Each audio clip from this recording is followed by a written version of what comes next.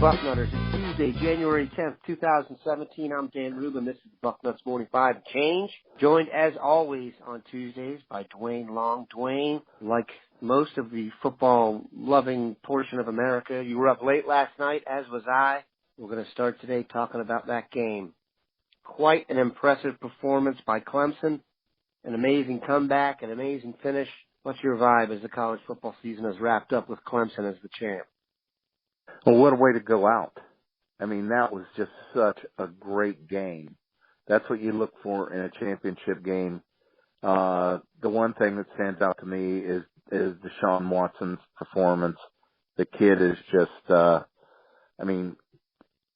he's got to put himself back in his stock seemed to drop some after too many interceptions this year, too many bad long balls. But last night he was just, wow.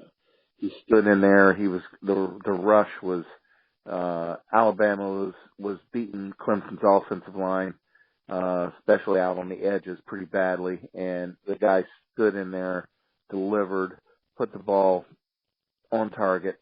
He was accurate. He's just, come on. He's got to be a guy that's worked back into the top of the draft. Just a great game. That's how the college season should end. And I'm satisfied. After after the Buckeyes lost to Clemson, wasn't feeling too good about Clemson, but I just hate Alabama. I hate Alabama. And Saban is just a guy that he irks me. And seeing them lose, it just, the mighty Alabama juggernaut, they're unbeatable and, yada, yada. And seeing them lose, it really does my soul good. And, Dan, it's just satisfying that the team that beat you goes on to win it. And, so we get that. And so a very satisfying way to end the season. I'll say this: Deshaun Watson is a tough dude, man. He took some colossal shots. He did the John Elway helicopter. He took a shot. I can't remember. It was late in the first half, early in the second half. Man, what he just took. I was very impressed with his toughness. That impressed me. Thought their defense was good enough and showed they had a lot of talent, and then they just can't cover Hunter Renfrow. They couldn't do it last year. They couldn't do it this year. That kid made himself some money in those two games. So, very impressive. And he's a walk-on. He's a walk-on. Not surprised. He's their Dane Sanzenbacher, if I can just be totally stereotyped there. What is also something that I want to spin this back to Ohio State. Herb knew what he was looking at when he saw Deshaun Watson in high school, if you remember correctly. That's who he wanted more than anyone else. Everyone remembers that recruitment. I think this kind of bears out that he knew what he was looking at. So I always like to feel like the man in charge still was a great judge of talent, and that was very impressive. Just the toughness factor to me is what stood out NFL-wise. He made a couple nice throws, obviously, and I think he's got the requisite arm strength and such, but it was the ability to stand in there in the pocket and just get absolutely drilled and come back the next play. That's very NFL-ish. I would not be surprised if he ends up as the quarterback of the Browns. I know that's not been discussed much recently, but like you said, I don't see any other quarterback out there unless they want to go with the local boy, Mitch Trubisky out of North Carolina. So that should be fun to watch. Here's what also is going to be very fun to watch, hopefully. The Ohio State offense this coming season. Since our last show, Duane, though it has not become official, it is understood now that Kevin Wilson will take over as offensive guru of Ohio State. What's your vibe on Wilson? Do you think it's a good fit? How do you see it affecting the team going forward? I think it's a very satisfying thing that we're seeing. I've been complaining for 2 years. We talk about this year, but this goes back to last year. The malaise on this offense, it goes back to hiring Tim Beck, promoting Warner to offensive coordinator, and things went to hell in a handbasket. you can't. I mean, last year is actually more indicative than this year because that team was returning the bulk. I mean, I think it was 8 starters from a team that ran through, over, and around anybody they come up against in 2014. And last year, the same guys, essentially the same team, couldn't get it right. Couldn't get on the same page, and it sputtered all year. And what changed? Tom Herman left. These guys took over. I'm just glad to see Urban be decisive and get these guys out of there and bring somebody in. And I think Wilson's a perfect fit. I think that when he left Indiana, I thought, what a dumb thing to get rid of this guy who is at least one of the 2 or 3 best coaches in the history of Indiana football. It's not a history to be real proud of, but this guy was doing well over there. He was competitive. He was getting them to bowl games. And, that we can end up with this guy as our offensive coordinator it's just the best off season. It makes me forget about the Clemson game that was so bad that I didn't want to think about it, let alone talk about it. It puts that in the background. Now we can move forward. We get the right guy in there and get this offense back on track. I could not be more satisfied than I am right now seeing this guy in there. Well, I mean, everyone saw what he did at Indiana.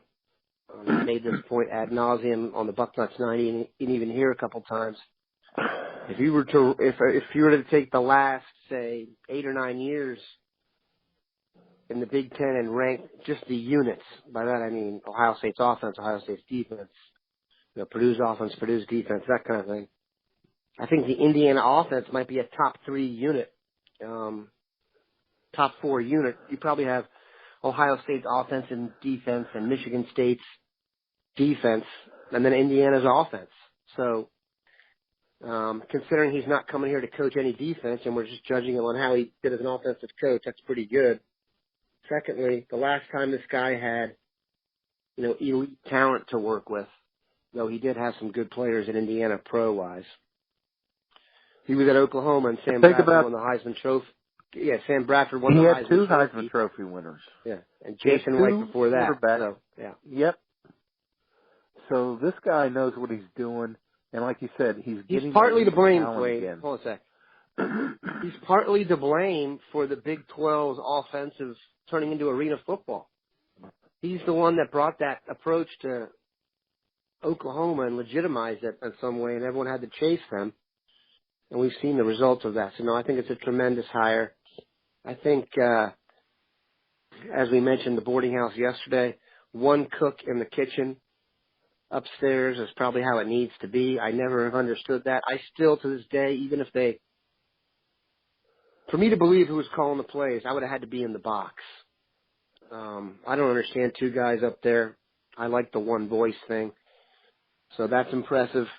And his track record speaks for itself. Like most of our guys have talked to people. I know I have talked to someone who has had experience with Wilson, and the word genius came up. So I think we have a lot to look forward to. I also think he can reclaim Barrett. I do think Barrett will be the starter to begin next season. This is not a guy who can't do it.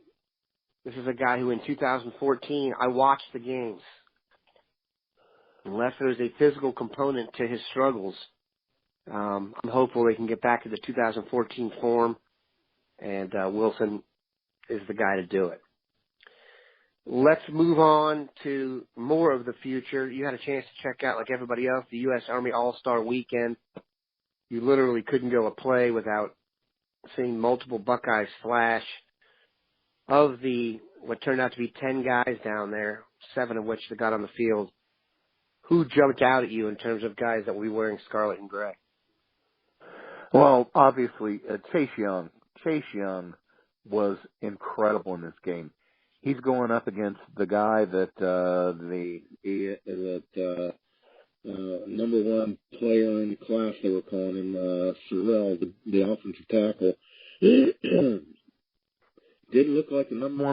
country in this game because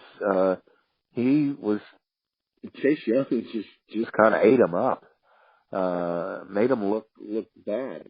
Young is, I thought, well, he's listed at 225, probably a little heavier than that right now, but I figured he had. He weighed in at 251. Okay, well, maybe he can be an every down player here this year. The guy is going to take somebody's spot. There's just that get off he's got and the intensity and the athleticism. The guy's got a motor. I mean, he was phenomenal in this game. And he's at least going to be part of the Rushman package. There's no way we can keep him off the field as a freshman. We're only keeping him 3 years. Forget about it. We're only going to keep him 3 years. He was phenomenal in this game. And I just can't put into words how much he stood out. He's got that first step. When I look at a weak side end, a rush end, first thing I'm going to look for, do you have get off? Can you beat that tackle to the edge consistently? And he does. And, once he's going to get here, Larry Johnson is going to teach him some additional moves. He's going to learn to work the inside. He's going to learn a rip move. He is going to be something very special when he gets here. Can't wait to see this kid on campus. Can't wait till signing day because, you always worry. I don't think we're going to lose any of our guys now. But you just want to get that letter of intent signed and get them in here. Couldn't be more excited about Chase Young. Who else jumped out at you? Here's the guy. Here's what, in general, jumped out at me. I think there's a very good chance next year that you will see 4 true freshmen on the field on defense, not as starters, obviously, but as serious contributors. Jeffrey Okudah, Sean Wade, the aforementioned Chase Young, and Baron Browning. You want to see a prototype of a linebacker.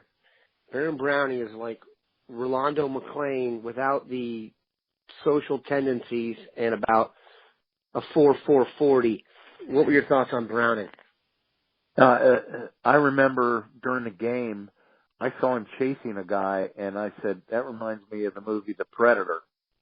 I mean, Yep. He was just closing ground at such a speed, and the kid got out of bounds, and I said, it's a good thing because you were about to get destroyed. The rate of speed, he was moving faster than the defensive backs that were chasing the guy. There's just no way you're going to keep him off the field as a freshman. Considering middle linebackers open, he's big enough to play middle linebacker. Do not be surprised if he's a freshman starter. Don't be surprised at all. He's that kind of elite athlete. He's got instincts. He's got everything you're looking for. And we've now got a hole in the middle. I'm not sure about Tuff Borland. He's an inside linebacker. And then you've got Connor, who I don't believe is going to be with the program. I see Baron Browning being a real legitimate option as a starter at middle linebacker next year. What did you think of Tate Martell? Oh, my goodness. The kid, on his touchdown run, I'm glad you brought this up, on his touchdown run, he hit the ball. They didn't even know he had it. He faked the handoff so beautifully. And it just took me back to a guy from when I was a kid, Rex Kern, quarterback at Ohio State, who was such a great ball handler. His fakes were outstanding. You didn't really know where the ball was. And it was beautiful the way he did it. He ran well. I only remember the one bad pass he underthrew a guy, and that's unusual because he's really got a good arm. We'll see. There's so much talent here right now, and you've got the Deshaun Watson lookalike in Haskins. So, you never know, but don't tell me that kid can't play here. I don't want to hear. He's shorter than you want. Absolutely he is. I understand. But he's got everything else. That's the only thing he doesn't have. if he's 6'2", 6'3", you would just say he's going to be the starter here at some point. Well, you know what? He's 5'10". And here's the thing, Dan. Gorman plays such a schedule. He went up against bigger guys. But here in this All-Star game, he was up against elite guys that are going to college. I mean, full-sized, talented guys. And he wasn't having any problems. Height was not a problem in this game. So why is it going to be a problem in Ohio State? I'm just not concerned about it. I think the guy's going to be clearly in the mix, and he could pop out of this and be the starter. He's got that winning thing about him. He's such a competitor. He never quit on any play I've ever seen from a kid. He is going to keep working, and here's the thing: he's going to have the advantage as far as running is. He's an outstanding runner. So, you just got to get over the 5'10" thing. Didn't bother him in this game against guys that are college-sized guys. So, I loved what I saw out of Tate Martell. My biggest concern about Martell is going to be his durability. I thought he played. He's just so. The term I would use is decisive. He knows where he's going before you, so he's leaving first, and he's decisive. So he usually has a little bit of a step. I didn't see him make a bad read in the game. Now can't judge it completely on that. My concern is just his durability. He's just not that big of a guy. He's going to take some shots if he runs the ball, but I think the quarterback situation at Ohio State is probably going to be the most interesting thing to look at over the next, if you're going to look at like a 3-year window. Over the next 3 years, what's going to be the most interesting storyline to follow? It's going to be quarterback play. I don't need to tell you that the board vibe on Barrett is mixed at best right now. But you're talking about, Joe Burrow, we haven't even mentioned, Dwayne Haskins, Tate Martell, and I will tell you this: virtually everybody I speak to who knows will tell you that Emory Jones, kid's going to be a senior in Georgia, is committed to the Buckeyes, could be the best of the lot, and there are several people who I trust who believe that. So that'll be something very interesting to follow. Go ahead. I've Emory Jones could be the best fit for the system of all of them. He's got all the intangibles. He's a better sized kid than Tate Martell. He runs great, and he's got arm strength. He may be the most perfect fit for the system that Urban Meyer runs. So it's going to be interesting. Somebody needs to establish themselves before he gets here. That's for damn sure.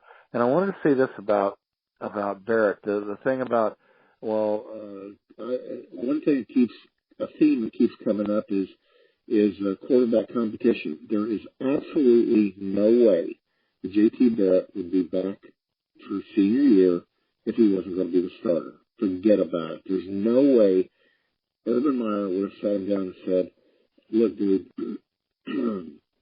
you're going to have to compete for the job at best. That's the best I can give you. He would have gone in the draft. There's just no way he would have stuck around. And here's the thing. We're talking about Big Ten MVP. We've seen this kid be great. With a better quarterback coach, better offensive coordinator, he was 5th in the Heisman voting. Come on, man. All this is just crazy talk. I understand people are frustrated, but let's see what happens with a competent offensive coordinator and a quarterback coach. It's different. That's why you have all these coaches. That's why it's the one position. There's not a position on the field where you have a coach just for one position. You have an offensive line coach. You don't have a guard coach, a center coach, a tackle coach. You have an offensive line coach. Quarterback coach. He needed it. He did not have it. Fans need to calm down about this and wait until these guys get in here and have an influence. Let's wait till spring and see what happens. We'll see the difference, I tell you. It will be different. I totally agree, and I'll say this. This is no guarantee, but this is not as much of a variable as people think. We have seen Barrett play at a level good enough to win the national championship in 2014. He can do it. Will he do it? Did he play at that level in 2015? Occasionally. In 2016, not as much. But he has already done it. So the chances that he will do it again are much higher. People need to chill. The team around him is going to be pretty darn good, too, and that's where we'll leave it. Kind of a potpourri of stuff. The games are officially over. That doesn't mean anything for us here at Bucknuts. We will have a ton of content coming your way. You know that. Have a great one, Bucknutters.